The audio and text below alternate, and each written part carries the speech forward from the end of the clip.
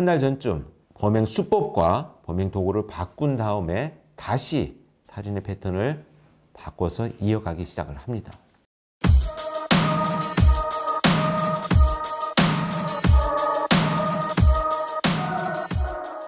2005년 4월 18일 새벽 정남규는 서울 금천구 시흥 3동에 있었습니다. 그는 한 달 전 절도를 하기 위해 왔다가 이곳 골목에 숨겨두었던 쇠몽둥이를 찾아 들고는 골목을 돌아다니기 시작했습니다. 그러다 어느 빌라 1층 베란다 문이 열려있는 걸 발견한 정남규. 그는 그곳에서 46살의 엄마와 12살의 아들을 쇠몽둥이로 무차별 공격을 해서 중상을 입혔습니다.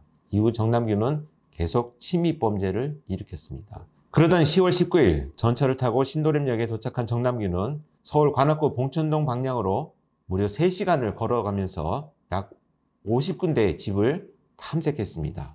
그러다 봉천 8동에서 현관문이 열려져 있던 집을 찾아다녔습니다.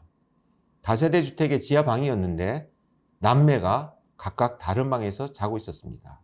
먼저 자고 있던 남동생, 당시 제 기억으로는 아마 공익요원이었던 것으로 기억을 하는데요.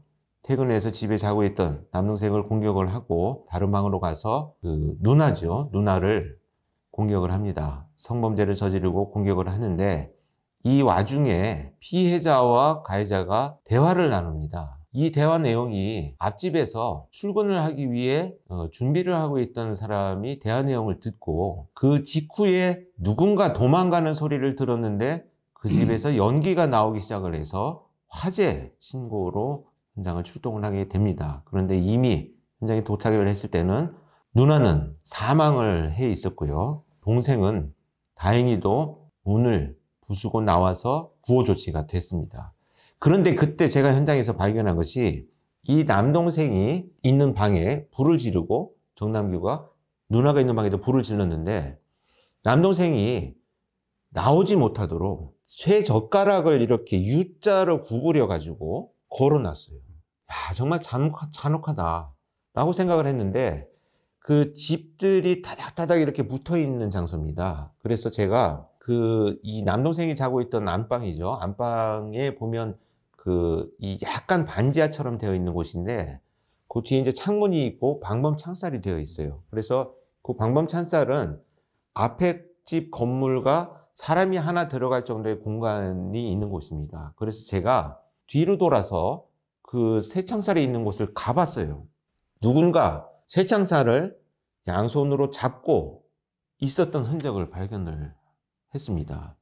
그래서 제가 이 범죄자는 피해자가 쓰러져서 피를 흘리고 누워있으면서 죽지 않았다는 것을 아마 알았을 것이고 그래서 나오지 못하도록 방문 앞에 장치를 해놓고 그 안에서 고통스럽게 몸부림치는 것을 심지어 돌아와서 창문으로 보고 있었구나 이런 생각을 그때 했었습니다. 결국 그 피해 여성은 사망을 했고요. 그 진술 내용이 뭐였었냐면 왜 그래? 나한테 왜 그래? 라고 하니까 몰라도 돼. 뭐 이런 얘기가 아주 크게 들렸다고 하거든요.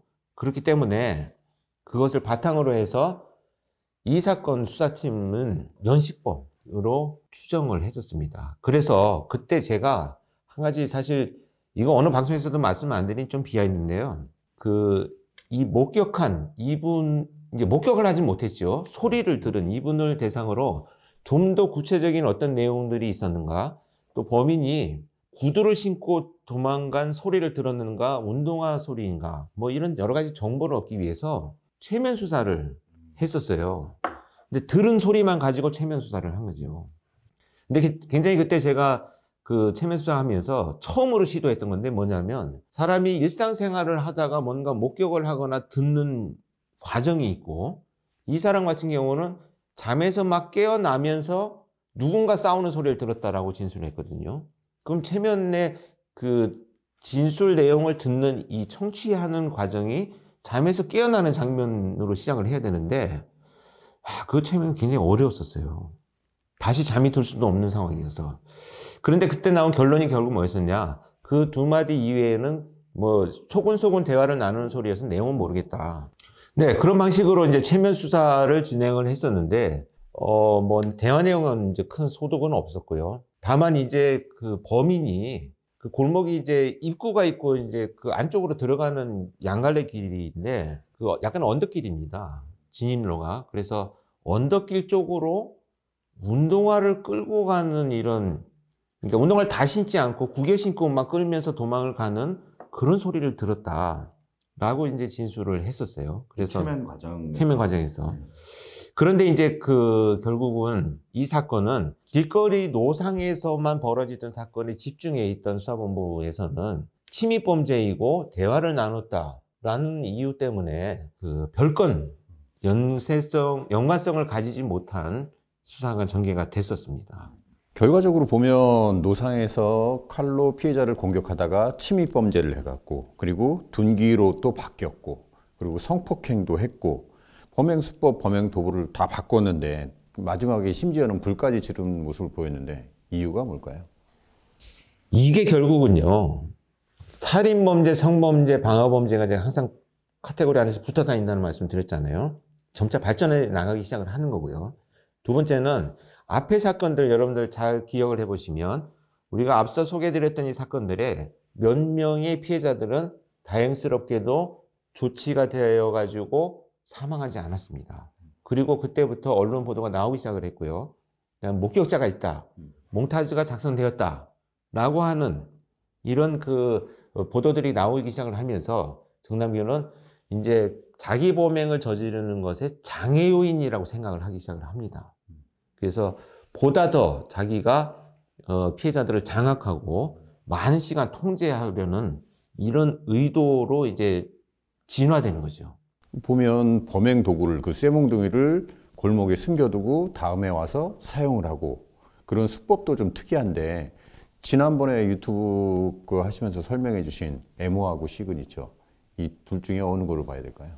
이거는 이제 수법 네. M5인데 파이프렌치입니다. 쇠몽둥이가 아니고 이제 파이프렌치, 큰 파이프렌치인데 이것을 사실은 곳곳에 여러 개를 숨겨두었어요. 왜냐하면 물론 지금 그 신길동 일대에서 범행이 저질러졌었죠. 네. 노상에서. 그런데 약간 벗어난 곳입니다. 봉천동은 인근해 있지만 약간 벗어난 곳이어서 수사력이 아직 거기까지 집중은 안 됐어요. 그러나 범인인 정남규 입장에서는 그 큰 파이프렌치를 들고 다니면서 피해자의 집들을 물색할 때 뭐 불신 검문에 걸린다든지 노출된다든지 이런 것을 두려워해서 곳곳에 범행 도구를 숨겨놓고 그 범행 도구가 숨겨져 있는 장소 인근에서 피해자의 집을 물색한 다음에 저 집이 적당하다라고 판단이 되면 숨겨두었던 파이프렌치를 들고 와가지고 범행을 저지르고 다시 숨겨놓고 도망가는 이런 방식으로 범행을 이어갔습니다. 이게 뭐 또 특이한 점으로 볼 수 있는 것들이 지금 뭐 범행을 하려고 뭐 3시간을 걸어 다니고 장소를 찾고 뭐 이러는 특이한 행동들을 많이 보이고 있는데 범행을 위해서 정남규가 뭐 체력 훈련을 굉장히 많이 했다 이런 소리도 있던데 그게 사실은? 예, 체포됐을 때 그 강력팀에서 제가 현장에 도착하니까 강력팀에서 체포를 해가지고 상인을 탈의시켜 놨었어요. 옷을 이제 윗돌을 벗겨놓고 뭐 범행 도구나 또 예리한 칼 같은 것들을 숨겨놓기 때문에 범죄자들이 일단 수색을 하는 과정에서 상의 탈의시켜 놓고 있었는데 몸이 굉장히 좋았었어요. 그래서 제가 나중에 이제 면담을 할 때 물어보니까 매일 아침마다 10kg 구보를 합니다. 운동을 하면서 체력을 단련시키는데 그 이유가 뭐였었냐? 형사들이 나를 추적할 때 쫓아오면 내가 그냥 뭐 얼마든지 도망갈 수도 있고 이 체력이 단련되어 있기 때문에 뭐 주먹으로 한 방 때리면 형사들 다 뻗는다. 이런 아주 오만한 그 이 자기 자신감 이런 것들을 나타냈었죠. 그리고 또 정남규 같은 경우에는 그 전에 이제 연쇄살인범들 같은 경우에는 외딴 곳도 많이 침입을 하고 좀 외부와 좀 단절이 쉽게 되는 좀 고급 주택가 이런 데도 많이 가고 그랬는데 지금 이 정남규 같은 경우에는 그 다세대 주택 이렇게 굉장히 좀 협소하고 다닥다닥 붙어 있고 옆집에서 일어나는 일들을 바로바로 알 수 있는 이런 곳에서 지금 범행이 많이 저질러지고 있잖아요. 또 그런 뭐 특별한 이유가 있나요? 뭐 자기 과시욕 같은 건가요? 어떤 건가요? 결정적인 선택의 조건은 다세대 주택인 만큼 시정 장치가 이렇게 허술해요. 그럼 안전장 대문이 열려 있고 일단 그 다음에 사람들이 여러 주택들이 같이 이렇게 아래층 위층 옆집에 살다 보니까 그렇게 위험하다고 생각을 하지 않습니다. 누군가 내가 고함치면 도움을 받을 수 있다. 뭐 이런 생각들을 하고 또 영세한 이런 그 가옥들에 보면 또 아랫집 윗집 같이 이렇게 그 친밀도도 높고 그러다 보니까 조금 뭐 문을 잠근다든지 대문을 항상 뭐 잠궈 놓는다든지 이런 것들이 좀 허술해요. 그러니까 침입이 용이하고 누군가 나와도 내가 제압할 수 있다는 오만함이 있고 이 두 가지가 충족되기 때문에 침입 범죄를 저지르면서 그 안에서 피해자들을 자기가 완전히 장악하고 그러다 보니까 이제 그 성범죄까지 저지르게 되는 것으로 발전을 하게 되는 거죠. 약간 양면성이 있는 거네요. 일반적인 사람들이 생각했을 때는 오히려 그렇게 막 사람들이 밀집돼 있는 공간이 더 위험하다고 생각할 수도 있는데 정남규 입장에서는 반대로 오히려 좀 그런 시건 장치가 좀 불안하다던가 또 자기가 어떤 누구든 와서 제압할 수 있다 이런 오만함들 때문에 그런 사건이 좀 이런 식으로 벌어지고 있었던 것 같네요. 그렇죠. 그래서 우리가 여러분들 범죄자의 프로파일링을 한다고 하는 것은 정말 범죄자의 입장에서 바라보는 관점이 중요합니다. 그렇기 때문에 프로파일러들이 범인이 체포되고 나서 지속적으로 면담을 하고 분석을 하게 되는데요. 이 부분만 언론에 보도가 되다 보니까 다 잡아놓은 범인 심리 분석 맨날 해서 프로파일러들이 뭐 하냐라고 하는데요. 그런 사람들이 계세요. 그거 분석해가지고 뭐 하냐. 이미 다 체포된 걸 무슨 뭐 프로파일링 한다고 발표하느냐 이렇게 얘기를 하는데 사실 그것은 이 유사한 범죄자를 저지르는 사람들의 어떤 행동 특성과 그 이유, 이런 지금 말씀드리고 있는 이런 범죄자의 관점을 파악하기 위해서 면담을 하는 것이고요. 사건이 발생하면 애초에 제가 말씀드린 대로 현장에 똑같이 투입이 돼서 어떤 행위를 저질렀는지를 면밀하게 분석을 하고 수사팀에 조언을 하게 됩니다. 그런데 일부의 어떤 분들은 아직까지도 프로파일링에 대한 오해를 갖고 계시죠. 다 잡아놓은 범인 심리 분석해가지고 이렇다 저렇다 하는 거는 나도 할 수 있겠다라고 하는데 사실 아무나 할 수도 있습니다. 대화로 면담을 나눠보면 이 사람이 이런 범죄 특성을 갖고 있구나는 알 수 있죠. 근데 그것을 하는 것은 목적이 아니고 프로파일링 전체 업무의 이제 마지막 일이다 이렇게 이해를 하시면 될 것 같습니다. 어떤 범죄자를 연구하고 사후에라도 범죄가 일어난 이후에 연구를 하면 다음에 어떤 사건이 있을 때 그런 또 프로파일링을 할 수 있는 여건도 되고 이런 걸 말씀하시는 거죠? 그렇죠. 지금 이 사건은 마찬가지입니다. 우리가 지금 방금 그 서원장 얘기했듯이 일반인이라면 정말 외부와 차단이 되고 안 보이고 또 몰래 등 뒤에 가서 찌르고 이런 범행을 저질러야 되는데 가로등불 밑에서 사람을 돌려 세우고 다세대 주택 누군가 도움을 받을 수 있는 곳 여기저기 물건 범행 도구를 숨겨놓고 다니고 이런 행위들은 좀 굉장히 혼란스럽지 않나 하는 생각을 할 수 있겠지만 범인의 입장에서는 그게 최선이었던 거죠.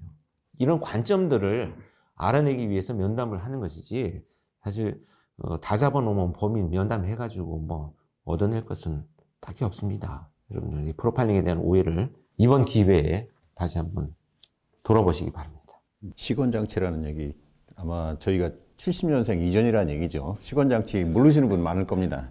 근데 이렇게 끔찍했던 정남규의 살인도 사건이 벌어진 지 약 2년 2개월 만에 드디어 막을 내리게 됩니다.